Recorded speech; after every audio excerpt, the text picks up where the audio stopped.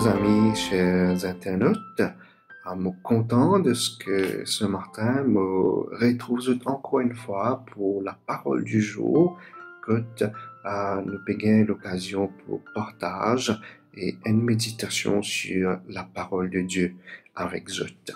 Et effectivement, alors qu'il nous peut vivre dans ce moment de crise, d'incertitude, de troubles, qui nous peut vivre en confinement, et qui surtout, un lieu de culte fermé, nous retrouve-nous dans une situation que jamais nous pas vivre cela auparavant. Et peut-être qu'ils ont posé la question, comment est-ce qu'il m'a fait alors qu'il m'a pas capable à l'église, m'a pas capable vraiment dans aucun lieu de culte.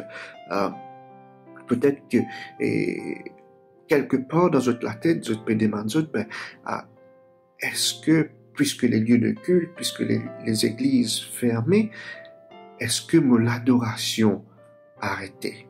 Beaucoup d'entre nous pour dire moi, non, pasteur, même si nous à la maison, nous pouvons continuer et adorer, nous pouvons continuer et louer Dieu. Et si je dis moi cela, effectivement, il a raison, mais je suis content quand même à get un texte de la Bible qui confirme cela avec nous. Moi, je suis content à Menzot dans le livre de Michée, dans l'Ancien Testament, Michée, le chapitre 6, les versets 6 à 8, qui dit à nous ceci. Avec quoi me présenterai-je devant l'Éternel pour m'humilier devant le Très-Haut? Me présenterai-je avec des holocaustes, avec des veaux d'un an? L'Éternel agréa-t-il des milliers de béliers, des myriades de torrents d'huile? Donnerai-je pour mes transgressions mon premier-né, pour le péché de mon âme, le fruit de mes entrailles? Mon pourrait être là une seconde, et peut-être pour mettre dans un contexte plus moderne, Michée peut demander comment est-ce qu'il m'a pu faire pour me faire et pardonner devant Dieu? Avec quoi est-ce qu'il m'a pu vivre devant mon Dieu? Est-ce que c'est quand on peut aller à l'église? Est-ce que quand on peut chanter? Est-ce que c'est ma rite? Est-ce que c'est ma tradition? C'est mon service et qui fait l'adoration agréable devant Dieu?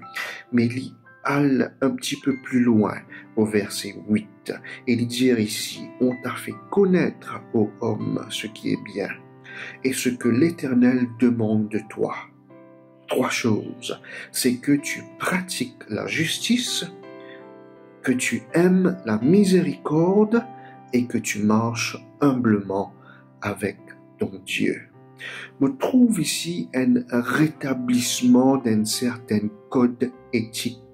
Ce n'est pas ici les services, mais c'est tout simplement un style de vie. Tout d'abord, c'est que tu pratiques la justice, que tu aimes la miséricorde. Pratiquer la justice, aimer la miséricorde envers qui? Tout simplement, les rétablir le code éthique qui nous supposait aimer envers nos prochains. Et ensuite, que tu marches humblement avec ton Dieu, c'est qui nous rétablit nos relations avec bon Dieu. Et c'est là la vraie adoration. C'est pas nécessairement comme moi à l'église qui m'est capable d'être bon envers mon prochain. C'est pas nécessairement seulement comme moi à l'église qui m'est capable de rétablir mes relations avec Dieu. C'est quelque chose qui nous appelait à faire chaque jour de la vie, à chaque instant. Que nous capables ce matin et si nous besoin réconcilier nous avec nos voisins, si nous capables d'aider quelqu'un, si nous capables de téléphoner quelqu'un pour prier avec lui afin de l'encourager, c'est rétablir cette relation avec nos voisinages, avec nos prochains, avec nos familles, ainsi qu'avec Dieu lui-même. Que le Seigneur vous bénisse. Laisse-nous prier ensemble pour terminer.